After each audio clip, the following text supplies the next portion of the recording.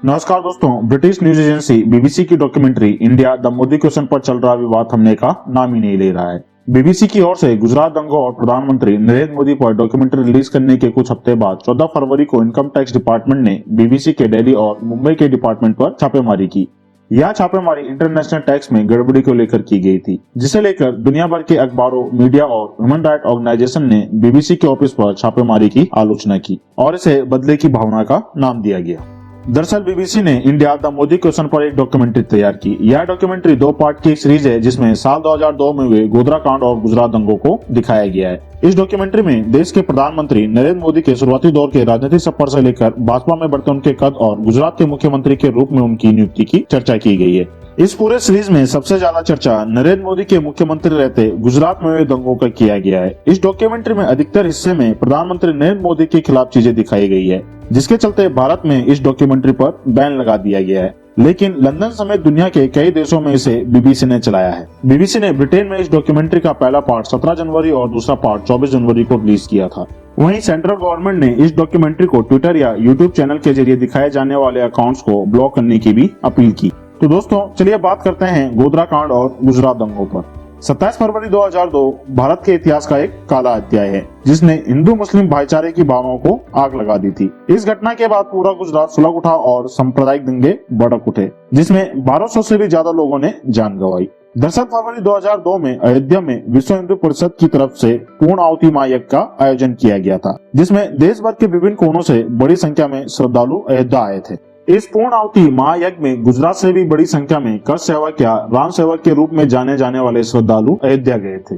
पूर्ण आहुति महायज्ञ समाप्त होने के बाद सभी कर सेवक अयोध्या से वापस लौटने लगे, जिसमें गुजरात से आए 1700 कर सेवक और तीर्थयात्री 25 फरवरी को अहमदाबाद जाने वाली साबरमती एक्सप्रेस ट्रेन पर सवार हो गए थे। यह ट्रेन 27 फरवरी 2002 की सुबह 7:43 पर गोधरा स्टेशन पहुंची थी, जो कि लगभग अपने निर्धारित समय से 4 घंटे लेट थी। जैसे ही ट्रेन गोधरा स्टेशन से रवाना होने लगी तो किसी ने ट्रेन की चेन पुल कर इमरजेंसी ब्रेक लगा लिए और ट्रेन सिग्नल पॉइंट के पास ही रुक गई। और यह एक बार नहीं कई बार किया गया, जिस पर ट्रेन के ड्राइवर ने बताया कि उसके केबिन में लगे मैकेनिकल इंस्ट्रूमेंट के आधार पर चेन को कई बार खींचा गया था। चेन पुलिंग के बाद 2000 से अधिक की भीड़ ने ट्रेन को घेर लिया और फिर बड़ी संख्या में भीड़ ने ट्रेन पर पत्थर और ईंटें फेंकना शुरू कर दिया, जिसके चलते यात्रियों ने खुद को बचाने के लिए अपनी खिड़कियों को बंद करने के लिए मजबूर होना पड़ा। फिर कट्टरपंथियों के द्वारा जलती हुई मसाल और एसिड बल्ब, विशेष रूप से S5, S6 और S7 के कोच पर हमला किया गया। इसके बाद कोच S6 और S7 के बीच में वैक्यूम पाइप को काट लिया गया, जिससे ट्रेन की मूवमेंट रुक गई और इसके दरवाजे बाहर से बंद कर दिए गए। कोच S7 में आग लगा दी गई, जिसे यात्रियों ने बुझा लिया था, लेकिन हमला और तेजी से हो गया और कोच S6 में आग लगा दी गई और कुछ मिनट बाद कोच S6 आग की लपेट में गिर गया। कुछ यात्री जलते हुए डिब्बे से बाहर निकलने में कामयाब रहे, लेकिन कट्टरपंथियों द्वारा उन पर धारदार हथियारों से हमला किया गया और पथराव भी किया गया, जिससे कि उन्हें कई गंभीर चोटें आई और कुछ मारे भी गए। साबरमती एक्सप्रेस के कोच नंबर X6 में आग लगने से 23 मेल, 15 फीमेल और 20 चिल्ड्रन सहित 58 लोगों को जिंदा जला दिया गया। उन लोगों को बचाने की कोशिश करने वाला एक व्यक्ति भी 2 दिन बाद मौत की नींद सो गया। इस घटना के बाद पूरा गुजरात सुलग उठा और पूरे गुजरात में सांप्रदायिक दंगे फैल गए, जिसमें 1200 से भी ज्यादा लोगों ने जान गंवाई। जिस तरह से ट्रेन में उसी कोच को निशाना बनाया गया जिसमें कर सेवक सवार थे, उससे यह साफ था कि हमलावरों को पहले से इस बात की जानकारी थी कि इस डब्बे में कर सेवक ही सवार हैं। लिहाजा जिस तरह से इस घटना को अंजाम दिया गया था, उससे यह साफ है कि इस घटना को अंजाम देने के लिए बकायदा एक प्लान बनाया गया था। गुजरात पुलिस ने अपनी जांच में भी इस बात को माना है कि इस घटना को साजिश के तहत कराया गया था। साथ ही पुलिस ने घटना में ISI के हाथ होने की भी बात कही थी। इस घटना के पीछे की वजह साफ थी कि राज्य में सांप्रदायिक तनाव को बढ़ावा देना था, और हुआ भी वही। विश्व हिंदू परिषद द्वारा कर सेवकों के शवों को गोधरा से अहमदाबाद लाने का फैसला किया गया, जिस पर गुजरात पुलिस और प्रशासनिक अधिकारियों ने इसका विरोध भी किया था। लेकिन कर सेवकों के शवों को खुले ट्रक में अहमदाबाद लाया गया। इन शवों को खुले ट्रक में अहमदाबाद लाकर यह घटना भी चर्चा का विषय बन गई और विश्व हिंदू परिषद द्वारा इन शवों को परिवारजनों को न सौंपते हुए सबसे पहले अहमदाबाद के बाजार के बीचों बीच से नारे लगाते हुए 16 सिविल हॉस्पिटल ले जाया गया और उसके बाद इन शवों को उनके परिवारजनों को सौंपकर इनका अंतिम संस्कार किया गया। उस वक्त शहर में कर्फ्यू नहीं लगा था और जल्द ही अहमदाबाद में सांप्रदायिक दंगे फैल गए और हालात इस कदर बिगड़ गए कि उस समय के तत्कालीन प्रधानमंत्री श्री अटल बिहारी वाजपेयी जी को जनता से शांति की अपील करनी पड़ी। गोधरा कांड के बाद 28 फरवरी 2002 को बजरंग दल से जुड़े लोगों के नेतृत्व में भीड़ ने नरोदा पटियाला इलाके को घेर लिया और बस्ती के कई घरों में आग लगा दी। इस नरसंहार में 97 लोग मारे गए थे। इस मामले में लोअर कोर्ट ने अपने फैसले में बीजेपी की मंत्री माया कोडनानी को दंगे का मास्टरमाइंड बताते हुए उन्हें 28 साल जेल की सजा भी सुनाई थी। इसके अलावा इस मामले में बजरंग दल के बाबू बजरंगी को भी दोषी ठहराया गया था। इस मामले में माया कोडनानी सहित 32 लोगों को दोषी ठहराया गया। गुजरात हाई कोर्ट ने इस मामले में 32 दोषियों में से 18 को बरी कर दिया था, जिसमें भाजपा मंत्री माया कोडनानी भी शामिल थी, जबकि 13 को दोषी माना गया। जिन लोगों को सजा सुनाई गई उसमें बाबू बजरंगी भी शामिल था, लेकिन इनकी उम्र कैद की सजा को कम करके 21 साल की सजा कर दी गई। वहीं 28 फरवरी 2002 को महसाणा के विशनगढ़ के दीपदा दरवाजा इलाके में मुस्लिम समुदाय के 11 सदस्यों की हत्या कर दी गई थी। इस मामले में गुजरात हाई कोर्ट ने 85 एक्यूज में से 61 लोगों को बरी कर दिया था, जिसमें विशनगढ़ से बीजेपी के पूर्व विधायक प्रहलाद पटेल और नगर निगम के बीजेपी अध्यक्ष दहियाबाई पटेल शामिल थे। वहीं 28 फरवरी 2002 के दिन चमनपुर की गुलबर्ग सोसाइटी में रहने वाले 69 लोगों की भीड़ ने हत्या कर दी थी। जिन लोगों की हत्या हुई उनमें कांग्रेस के पूर्व सांसद एहसान जाफरी भी शामिल थे। वहीं आणंद के औण गांव में 3 अलग अलग घटनाओं में 27 मुस्लिम मारे गए थे। हालांकि केवल 2 मामलों में ही शिकायतें दर्ज कराई गई और इन दोनों मामलों की जांच एसआईटी को सौंपी गई। औण गांव में हिंसा का पहला मामला 1 मार्च 2002 को दर्ज किया गया था। मामले की जानकारी के मुताबिक पीरावली बघोल इलाके में 23 लोगों को जिंदा जला दिया गया था।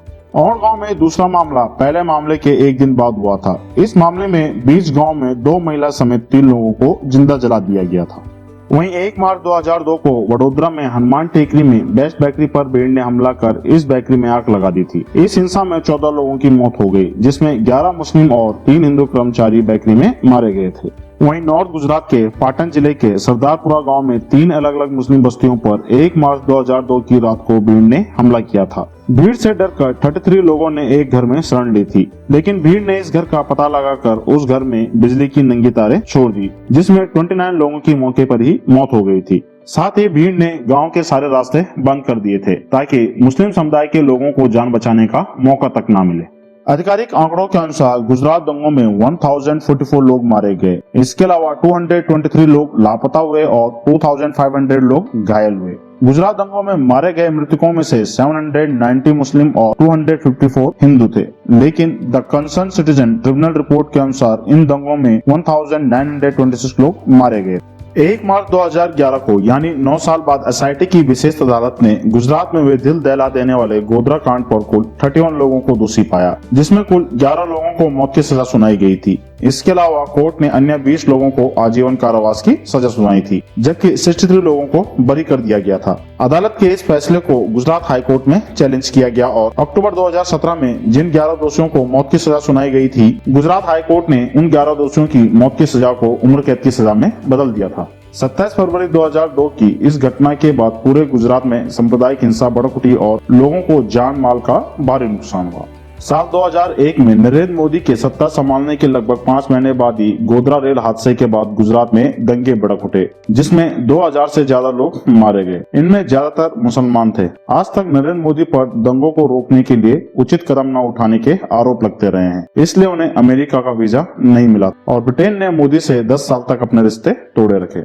27 फरवरी 2002 को गोधरा रेल हादसे के बाद उसी दिन शाम को गुजरात के मुख्यमंत्री निवास पर बैठक हुई, जिसमें नरेंद्र मोदी समेत 8 अधिकारी शामिल हुए। इस मीटिंग को लेकर पूर्व आईपीएस ऑफिसर संजीव भट्ट ने दावा किया था कि नरेंद्र मोदी ने हिंदुओं की प्रतिक्रिया होने देने की बात कही थी। उन्होंने कहा कि मुसलमानों को इसलिए सबक सिखाया जाना जरूरी है ताकि वे भविष्य में ऐसा करने की कोशिश न करें। मोदी ने कहा कि हिंदुओं में भावनाएं बहुत प्रबल है और जरूरी है कि उन्हें अपना गुस्सा निकालने की अनुमति दी जाए, लेकिन एसआईटी ने संजीव भट्ट के आरोपों को गलत माना और कहा कि वह 27 तारीख की उस मीटिंग में मौजूद ही नहीं थे। गोधरा रेल हादसे के बाद गुजरात के तत्कालीन मुख्यमंत्री नरेंद्र मोदी, जो अब भारत के मौजूदा प्रधानमंत्री भी है, उन्होंने इस घटना की जांच के लिए सुप्रीम कोर्ट के रिटायर्ड जज जेजी नानावटी की अध्यक्षता में नानावटी कमीशन का गठन किया और गुजरात हाई कोर्ट के जस्टिस केजी शाह को इस कमेटी का अध्यक्ष बनाया गया। साल 2008 में जस्टिस केजी शाह की मृत्यु हो जाने के बाद गुजरात हाई कोर्ट ने उनकी जगह अप्रैल 2008 में रिटायर्ड जस्टिस अक्षय कुमार मेहता को कमेटी का सदस्य नियुक्त किया। इस कमेटी ने लगभग 6 साल की जांच के उपरांत सभी तथ्यों और घटनाओं की पूर्ण जांच करने के बाद साल 2014 में अपनी रिपोर्ट सौंपी। इस रिपोर्ट में गुजरात के तत्कालीन मुख्यमंत्री नरेंद्र मोदी को क्लीन चिट दे दी गई थी। हालांकि सीबीआई ने जांच के बाद मोदी को क्लीन चिट दे दी थी। आयोग ने 45,000 शपथ पत्र व हजारों गवाहों के बयान के बाद करीब 1500 पेज की रिपोर्ट तैयार की। नानावटी आयोग की रिपोर्ट के अनुसार गोधरा कांड एक षड्यंत्र था और इसमें मुख्य षड्यंत्रकारी गोधरा का मौलवी हुसैन हाजी इब्राहिम उमर और नानू मियां थे, जिन्होंने फालिया एरिया के मुसलमानों को भड़काकर इस षड्यंत्र को अंजाम दिया। ये एक षड्यंत्र था। इसका पता ऐसे चलता है कि ट्रेन को जलाने के लिए पहले से ही रज्जा कुरकुर के गेस्ट हाउस पर 140 लीटर पेट्रोल एकत्रित किया गया। फॉरेंसिक साइंस लेबोरेटरी के अनुसार आग लगने के कारण ज्वलनशील द्रव्य को कोच के अंदर डालकर आग लगाई गई थी। गोधरा की ये घटना एक सोची समझी साजिश थी। ये केवल दुर्घटना मात्र नहीं थी। साल 2005 में इंडियन नेशनल कांग्रेस पार्टी के नेतृत्व वाली सेंट्रल गवर्नमेंट ने भी इस घटना की जांच के लिए एक कमेटी का गठन किया, जिसकी अध्यक्षता सुप्रीम कोर्ट के रिटायर्ड जज उमेश चंद्र बनर्जी ने की। कमेटी ने निष्कर्ष निकाला कि आग अकारण लगी और मुस्लिम भीड़ द्वारा शुरू नहीं की गई थी। हालांकि गुजरात हाई कोर्ट ने साल 2006 में फैसला सुनाया कि यह मामला सेंट्रल गवर्नमेंट के अधिकार क्षेत्र से बाहर है और इसलिए समिति को असंवैधानिक, अवैध और शून्य करार दिया जाता है। नानावटी कमेटी और उमेश चंद्र बनर्जी कमेटी के अलावा गोधरा कांड को लेकर द कंसर्न सिटीजन ट्रिब्यूनल ने भी निष्कर्ष निकाला कि आग एक दुर्घटना थी। कई अन्य स्वतंत्र टिप्पणीकारों ने भी निष्कर्ष निकाला कि आग लगभग निश्चित रूप से एक दुर्घटना थी।